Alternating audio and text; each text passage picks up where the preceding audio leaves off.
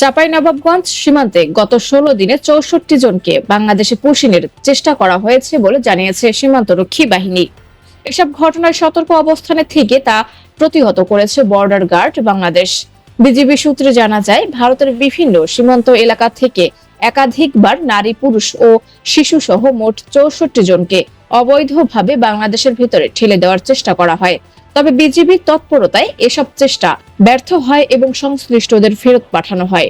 সীমান্তে নজরদারি জোরদার করার পাশাপাশি নিয়মিত টহল বৃদ্ধি করেছে বিজিবি। যে কোনো ধরনের অবৈধ অনুপ্রবেশ, চোরাচালান ও পুশিং ঠেকাতে সদস্যরা সর্বোচ্চ সতর্ক অবস্থানে রয়েছে বলে জানানো হয়।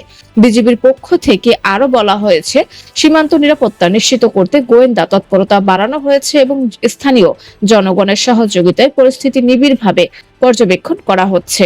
এ ধরনের ঘটনা রোধে বিজিবি জিরো টলারেন্স নীতি অনুসরণ করছে বলেও জানিয়েছে কর্তৃপক্ষ। সানিয়া খান, তালাশ, বিডি, ঢাকা।